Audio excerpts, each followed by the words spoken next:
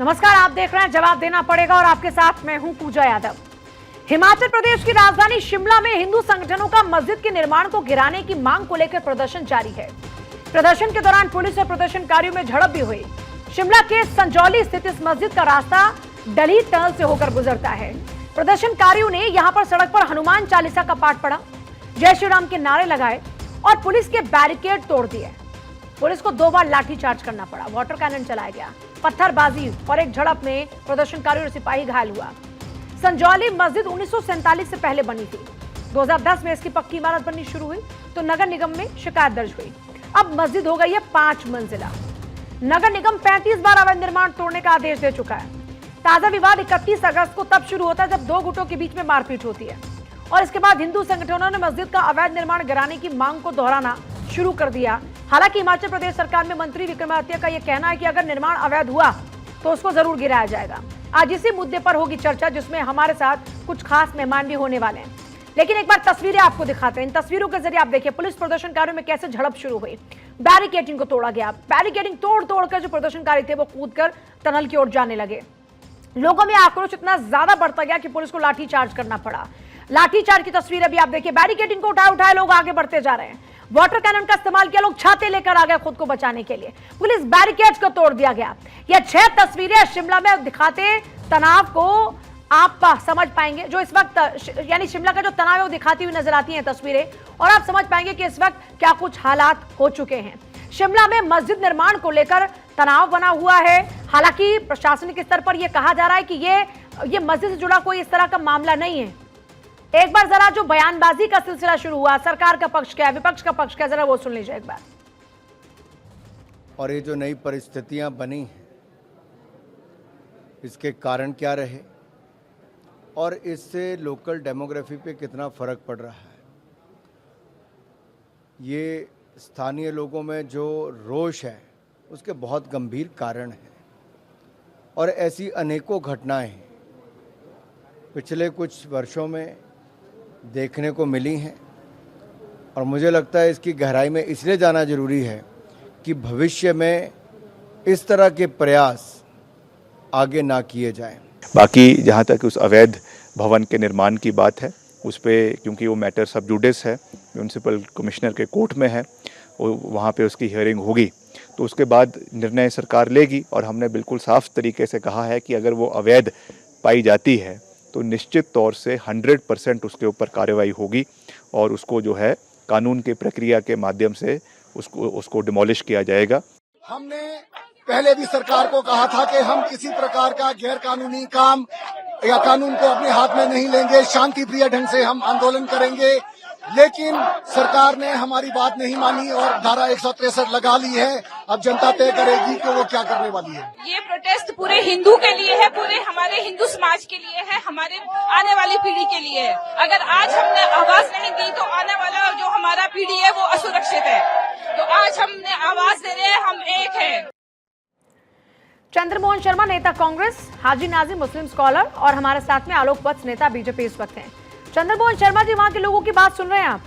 वो ये कह रहे हैं कि साहब हमारी हमारे जो आने वाली पीढ़ी है वो खतरे में है। ये आने वाली पीढ़ी खतरे में है, ये प्रदर्शन है, ये उबाल है, क्यों है आखिर? देखिए, बिल्कुल उबाल नहीं है, अंडर कंट्रोल है सरकार की और सरकार की पूरी नजर है इसके ऊपर। सरकार इसको पूरी तथ्यता से देखी जा रही है। कानून के एंगल के ऊपर किसी को भी विरोध कर सकता है, लेकिन विरोध को उपद्रव में बदलने का अधिकार नहीं है। उस पर सख्त से सख्त कार्रवाई होगी और अगर कानून के लिए वो बिल्डिंग अवैध करार होती है तो उस पर कार्रवाई होगी। इतनी स्पष्टता से ज्यादा सरकार की स्पष्टता है मेरे ख्याल बीजेपी बौखलाई और बीजेपी के चंद बदले हुए चेहरे, बीजेपी के चंद बदले हुए चेहरे जो अपना राजनीतिक भविष्य देख रहे हैं वो आज वापस खड़े होकर जो मुजाहरा कर रहे हैं एक धर्म के साथ और एक धर्म के विपरीत, ये प्रमाण आज शिमला के अंदर दिख रहा है उन लोगों का जो अपने आप को सनातन और हिंदू के रखवाले तो कहते हैं, लेकिन सनातन हिंदू रखवाले होने के नाते धर्म नहीं निभाते। आपने कहा मुजाहरा कर रहे हैं, क्या मतलब है इसका? इसका मतलब यह है कि सनातन होना और हिंदू होना वो सिर्फ एक धर्म के विपरीत भाषा नहीं इस्तेमाल करने की है। उसके अंदर हमें धर्म के साथ साथ अपने देश को देखना है। देश के अंदर सब धर्मों का सम्मान है। ये सम्मान संविधान के साथ, संविधान के आयन के ऊपर देश के प्रधानमंत्री अपने आप को 90 डिग्री पे झुका के शपथ भी लेते हैं और माथा भी टेकते हैं। फिर कुछ अंधभक्त जो भाजपा समर्थित है और भाजपा के नेता हैं, वो भूल कैसे जाते हैं? पूछो जिस शब्द का आपने इस्तेमाल किया, क्या आपको लगता है कि आपने सही शब्द को यहाँ पर चुना? आप जनता की भावनाओं को एक तरीके से किस तरीके से प्रदर्शित कर रहे हैं? वो आप अपनी ड्यूटी निभा रही हैं, आप जनता की। नहीं, मैं अपनी ड्यूटी नहीं निभा रही हूँ सर। ये शब्द आपने बोला, ये शब्द मैंने नहीं बोला। मैंने भाजपा समर्पित और जो आपके प्रोमो पे टीवी पे चल रहे हैं वो सारे भाजपा के नेता हैं। उसमें से जनता नहीं है, जनता जानती है सच क्या है, और जनता का प्यार और जनता का विश्वास हिमाचल गवर्नमेंट कांग्रेस के साथ है, तभी हिमाचल गवर्नमेंट की सरकार। आप ये कह रहे हैं कि ये दिखावे के लोग हैं? आलोकवत जी ये कह रहे हैं कि आपके नेता अपने भविष्य को संवारने के लिए, उसको जिंदा रखने के लिए सिर्फ इस तरह का प्रयास कर रहे हैं, जब सरकार ने स्पष्ट तौर पर यह कह दिया कि अगर वो अवैध निर्माण है तो हम उसको गिराएंगे। इससे ज्यादा और स्पष्ट क्या चाहिए आपको? जी इसको 35 बार वहां के म्युनिसिपल कॉर्पोरेशन का नोटिस मिल चुका है। इसका मतलब ये अवैध है और इन्होंने 35 बार उस नोटिस की अवहेलना की है। जैसा कि अभी आपके चैनल से पता लगा कि अगर ये अवैध है तो इस पर तो त्वरित कार्रवाई होनी चाहिए और ये 5 मंजिला बनकर खड़ी हो रही है। लेकिन फिर दूसरी बात ये भी है, ये कौन लोग हैं जो वहां पर ये बलवा और जिस तरीके का प्रदर्शन कर रहे हैं। अगर मान लीजिए वो अवैध है 1 मिनट के लिए, तो भी किसी व्यक्ति विशेष को अधिकार नहीं है कि वहां जाके वो अपनी रूलिंग या अपना कुछ ऐसा करे कि जिससे वहां समाज का ताना बाना बिखर जाए और वहां पर हिंसक प्रवृत्ति पैदा हो और वहां पर बलवा पैदा हो और वहां पर दंगा की स्थिति हो जाए। ये भारतीय लोकतंत्र में यह आजादी किसी को नहीं दी गई है। मान लिया कि अवैध है 1 मिनट के लिए, लेकिन उसकी प्रक्रिया जो है उसके तहत उसको तोड़ा जाना चाहिए या उसको ढाना चाहिए। किसी व्यक्ति विशेष को या किसी संगठन को या किसी पार्टी को यह अधिकार नहीं मिला हुआ है कि वो जाके वहां पर रोष प्रकट कर सकती है, लेकिन बिल्डिंग को छूना अलोकतांत्रिक होगा। ये कौन लोग हैं? ये कौन लोग हैं वहां पर? कांग्रेस तो कह रही है कि ये बीजेपी के लोग हैं जो इस तरह की हरकत कर रहे हैं, जो माहौल खराब करना चाहते हैं, जो अपनी सियासी रोटियां सेकना चाहते हैं, अपनी राजनीति को जिंदा रखना चाहते हैं। यहाँ से बैठकर टेलीविजन के माध्यम से जो लोग दिखाई पड़ रहे हैं वो कौन लोग हैं, किस दल के हैं, किस संगठन के हैं, ये बताना मुश्किल है। ये तो तहकीकात करेगी वहां के लोकल पुलिस या वहां के लोकल एजेंसियां जो बताएंगी ये कौन लोग थे। ऐसे तो किसी के चेहरे पर नहीं लिखा हुआ। तो बीजेपी नहीं कह रही लोगों को, या बीजेपी इस तरह के प्रदर्शन के साथ नहीं है? आप इसको सपोर्ट नहीं करते? बीजेपी सपोर्ट नहीं करती ऐसे प्रदर्शन का? मैंने आपसे शुरू में कहा कि कतई नहीं करते हैं। अगर मैंने यहाँ तक कहा कि अगर वो मदरसा अवैध है फिर भी किसी व्यक्ति विशेष को या समूह को अधिकार नहीं है कि वहां जाके कोई अपने तरफ से कार्रवाई कर सके। इसके लिए संस्थाएं बनी हुई है, उसके तहत कोई कार्रवाई होगी तो वो स्वागत योग्य होगा, अदरवाइज किसी को अधिकार नहीं है लोकतंत्र में। ठीक है हाजी नाजिम, कौन लोग हैं नियम के खिलाफ जाकर मस्जिद की इमारतों को आगे बढ़ाना, बनाना, इतनी बार म्युनिसिपल कॉर्पोरेशन का वहां पर नोटिस आ जाना और उसके बाद भी वहां पर इस तरीके से 5 मंजिला इमारत खड़ी हो जाना, क्या ये सही है? हाँ पूजा जी, देखिए सबसे पहले तो मैं ये कहना चाहता हूँ कि एक शेर के माध्यम से, चलती बंदूक के दहाने पे हैं, हमको मालूम है हम निशाने पे। तो पूजा जी इसमें कोई शक शुबह वाली बात नहीं है, हम लोग तो हमेशा इन लोगों के पे निशाने पर रहते हैं। अभी देखिए जिस तरीके से निशाने पर रहते हैं। हाँ मैं पूजा जी वही कह रहा हूँ। अभी जिस तरीके से अभी संचोली की बात हमारे भाजपा के प्रवक्ता कह रहे थे कि भी देखिए वो अवैध है, उस पर कार्रवाई होगी, तो 2010 के अंदर जब ये बात आई थी तो इन्हीं की सरकार थी। और मैं भाजपा के प्रवक्ता को एक बात याद दिलाना चाहता हूँ कि देखिए जिस तरीके से आप ही के एक विधायक जो महाराष्ट्र के अंदर थे, उन्होंने महेंद्र राम गिरी जी का बचाव करते हुए क्या कहा था? उन्होंने कहा कि मुसलमानों को मस्जिद के अंदर घुसकर चुन चुन कर मारेंगे। तो पूजा जी ये किसने कहा था? ये क्या बात कह रहे हैं, मैं समझ नहीं पा रही। एक तो नेटवर्क इशू है, किसने क्या बोला, ये क्या बात बोल रहे हैं? हाँ पूजा जी मेरी आवाज आ रही है आपको? आ रही आवाज, लेकिन काफी डिस्टर्बेंस के साथ है। हाँ पूजा जी मैं ये कह रहा हूं कि महाराष्ट्र के अंदर इन्हीं के एक विधायक ने क्या कहा था महंत रामगिरी जी को बचाने के लिए? इन्होंने कहा था कि मुसलमानों को मस्जिद के अंदर घुसकर चुन चुन कर मारेंगे। भारत ऐसा 24 इनके ऐसे भाई किसी भी बयान का समर्थन नहीं करता, और मैं चाहूंगी कि हाजी नाजिम जी इस तरह की बातों का जिक्र भी ना किया जाए, जिससे कि भाईचारा खराब हो सकता है किसी भी लिहाज से। तो मैं चाहती हूँ कि थोड़ा सोच समझ कर बोला जाए, क्योंकि ये मामला बहुत सेंसिटिव हो चुका है। मुद्दे की बात करते हैं। आपने कहा कि निशाने पर, मैं आपसे बहुत ही एक लॉजिकल और एक बहुत ही कानूनी तौर पर सवाल पूछ रही हूं। अगर एमसीडी का वहां पर नोटिस आता है, मतलब कि गलत तरीके से निर्माण हुआ, ये तो मानते हैं कि नहीं, और वहां पर आप कह रहे हैं कि बीजेपी आपको चलिए निशाने पर ले रही है, लेकिन वहां तो सरकार बीजेपी की नहीं है, और इस पूरे मुद्दे को विधानसभा में उठाने वाले भी इन्हीं सरकार के मंत्री हैं, तो वो बीजेपी की नहीं है। तो आप अगर बीजेपी को टारगेट पे लेते तो ना वहां पर सरकार बीजेपी की, ना इस मुद्दे को उठाने वाले वहां के मंत्री बीजेपी के, तो फिर ये सिर्फ बीजेपी के नाम का तो नहीं कि सिर्फ एक हवा बनाया जा रहा है या इस तरह का एक नैरेटिव सेट किया जा रहा है कि साहब देखिए देश के दुश्मन हमको करार देने में सिर्फ यही लोग लगे हैं। हाँ पूजा जी, देखिए हमारे लिए तो ना तो कांग्रेस सही है ना बीजेपी सही है। हम लोगों का तो पीड़न कांग्रेस में भी होता है और बीजेपी के राज में। तो फिर कौन सही है आपके लिए? हम लोगों का फिर कौन सही है आपके लिए? हाँ सुन लीजिए, हम लोगों के लिए सिर्फ एक ही है। तो मैं ये बता देता हूँ, देखिए भारत ये मुल्क जो संविधान से चलता पूजा जी, और भाई इस भारत की एक ही धार्मिक पुस्तक है संविधान।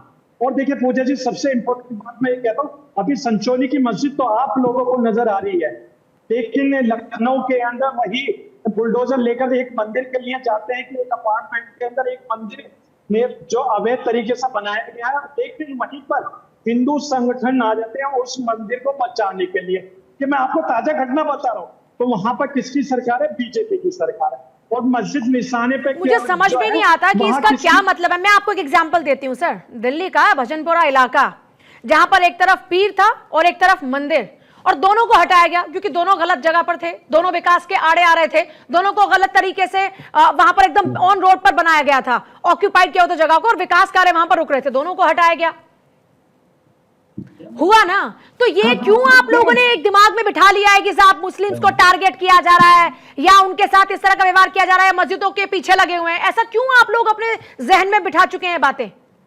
जो गलत है वो गलत है, जो अवैध तरीके से निर्माण हुआ वो अवैध तरीके से निर्माण हुआ। भावनात्मक तौर पर तो कल को मस्जिद के लिए भी लोग खड़े हो जाएंगे, जैसे मंदिर के लिए लोग खड़े हो गए, कल को मस्जिद के लिए भी लोग खड़े हो जाएंगे। लेकिन जो अवैध है वो अवैध है ना, वो चाहे मंदिर मस्जिद, चाहे गिरजाघर हो, चाहे कुछ भी हो। हाँ पूजा जी, मैं वही तो क्यों आप लोगों ने खुद अपने जहन में इस तरह का जहर घोल लिया है? और ये वाकई बहुत ही सेंसिटिव इशू है, इसमें मंदिर मस्जिद गिरजाघर की बात नहीं, जो अवैध है वो अवैध है और जो वैध है वो वैध है। न जाने क्यों लोगों के जहन में इस तरह का जहर घोला जा रहा है। जल्दी से हाजी नाजिम, फिर मुझे बाकी लोगों के पास जाना है। हाँ पूजा जी, देखिए जब मैंने अपनी मस्जिदों की बात करी तो देखिए आपने कहा, तो मैं पहले कह देता हूँ ये संवैधानिक मुल्क है, हम लोग तो संविधान को मानते। एक केस कोर्ट के अंदर चल रहा है, जब इस कोर्ट का जो भी आदेश होगा तो हम स्वीकार करेंगे, जिस तरीके से हमने बाबरी मस्जिद का फैसला स्वीकार किया है। तो मैं वही कहता हूँ कि हम लोगों को कहीं ना कहीं टारगेट पे इसलिए रखा जाता। अभी आपको पता होगा एक रतलाम की घटना थी पूजा जी, रतलाम की घटना, वहां पर क्या कहा गया था? वहां पर ये कहा गया था कि देखिए मुसलमान जो गणेश जी के पंडाल पे पत्थरबाजी करने जा रहे, तो मैं देखिए सलाम करता हूँ रतलाम के प्रशासन को, जिन्होंने मैं हाजी नाजिम जी, मुझे नहीं पता कि आप ये कहां से कौन से फैक्ट्स उठाकर लाते, लेकिन मैं आपको ऐसे ऐसे हजारों एग्जांपल्स दे सकती हूं जहां पर दोनों ओर से इस तरह की कई बार बयानबाजियां होती हैं। लेकिन ऐसी बयानबाजियों को रोकना चाहिए, ना कि इनको बढ़ावा देना चाहिए। किसके जहन में क्या जहर घोला जा रहा है उसका असर पूरे देश पर ना पड़े, इसका ख्याल आपको भी रखना चाहिए। आप खुद एक मुस्लिम स्कॉलर हैं, मुझे लगता है कि आपकी नैतिक तौर पर जिम्मेदारी बनती है। लेकिन चंद्रमोहन शर्मा जी, हाजी नाजिम कह रहे हैं कि ना कांग्रेस उनकी है ना बीजेपी उनकी है, ना आप उनका ख्याल रखते हैं, हर कोई उनको टारगेट पर ले रहा है। देखिए बिल्कुल मैं इस बात को, अपने देश के निवासी की बात को गलत नहीं कहूंगा। अगर वो एक देश का भारत नागरिक ऐसी बात करा तो वो ज्यादा गंभीर है, क्योंकि अगर देश के अंदर सरकार है, भारतीय जनता पार्टी का विपक्ष की भूमिका के अंदर अगर कांग्रेस है और देश का एक नागरिक अगर ये बात कहता है तो उसका संतुलन बनाने की जिम्मेवारी किसकी है? ठीक वैसे ही जैसे आपने कहा कि भारत 24 जिम्मेवारी नहीं लेता या इस बयान का समर्थन नहीं करता, लेकिन भारत 24 ऐसे बयानों पर भी कभी चर्चा नहीं रखता जो बयान कभी किसी धर्म के अगेंस्ट में चले जाते। अगर वो इन बयानों पर चर्चा करे और डिबेट करवाए तो आज फिर मस्जिद की डिबेट की जरूरत नहीं पड़ती। क्योंकि चंद्रमोहन मस्जिद शर्मा के जी लिए कितनी जब बार भाजपा डिबेट और में जुड़ते हैं कांग्रेस और आप ये कैसे क्लेम जब कर सकते हैं कि भारत 24 ने इस तरह के बयानों पर सुन चर्चा लीजिए, मैं नहीं आपकी की? बात को जवाब दे रहा हूं, नहीं, सुन लीजिए। आप ये कैसे क्लेम कर सकते हैं कि भारत 24 संजीदा मसलों पर बातचीत नहीं करता? कितनी डिबेट में जुड़ते हैं और कितनी डिबेट आप रोज देखते हैं भारत 24 की? जरा बताइए, कल की डिबेट का क्या टॉपिक था, देखिए, बताइए। मैंने अपनी बात की है, मुझे अरे आपकी सर बात का जवाब बताइए नहीं ना, देना। मैं अभी कल के आपकी टॉपिक का बात बता रहा डिबेट, हूं ना। कल डिबेट का टॉपिक मैं बताइए। अभी जब पता नहीं है तो फिर भारत 24 के नाम पर नैरेटिव बनाने आ गए।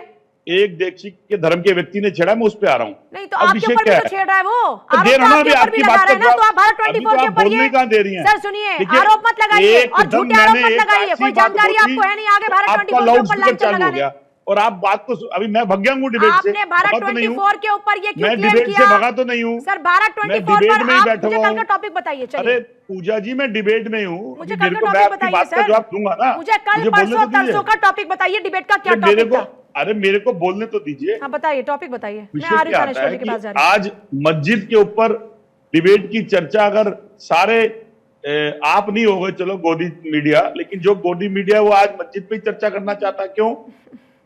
क्या उसको इस विषय पे ही नहीं? जब भारतीय जनता पार्टी भी यही बात कह रही है कि अगर गैर कानूनी होगी एक्शन होगा, कांग्रेस की सरकार भी यही कह रही है कि मैटर अगर तो गैर आपके कानूनी मंत्री एक्शन लेकर आए ना होगा, चंद्रमोहन तो जी। फिर नहीं विधानसभा में इस मैटर को उठाने वाले तो आपके मंत्री है ना, दो धारी वाली आपके मंत्री ने उठाया है मुद्दा।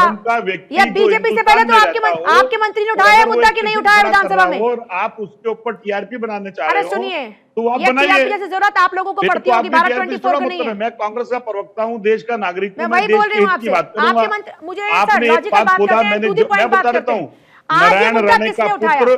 प्रदीप राणे शायद जो मस्जिद का विधायक है, मुद्दा उसने विधानसभा में किसने अपमानित उठाया? शब्द मुझे इसका बोले, जवाब दीजिए। जो एक धर्म के अगेंस्ट अरे थे, सुनिए सर, उसके ऊपर एक ये एजेंडा मत चलाइए, ये बताइए इस मुद्दे को विधानसभा में आपके मंत्री ने उठाया कि नहीं उठाया? कहां से ठीक हो गया? मैं आपसे अगर एक व्यक्ति अपनी बात कह रहा है तो हमें बैलेंस करने के लिए दोनों की बात सुननी पड़ेगी।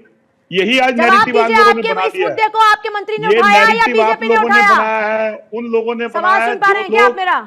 जो जवाब लोग दीजिए, फिर से रिपीट कर रही हूँ, धर्म नहीं निभा रहे हैं और अपना धर्म आपके इस सरकार के मुद्दे प्रति आज जोड़ के रहे इस हैं। मुद्दे को आपके मंत्री ने आपके उठाया सारे या प्रश्न बीजेपी ने उठाया? आपके सारे प्रश्न विपक्ष के लिए होते हैं। देखिए अभी आलोक बत्सी बैठे, आलोक बत्सी ने क्या कहा जो मैंने कहा? मैंने क्या कहा जो संविधान के दायरे की बात थी?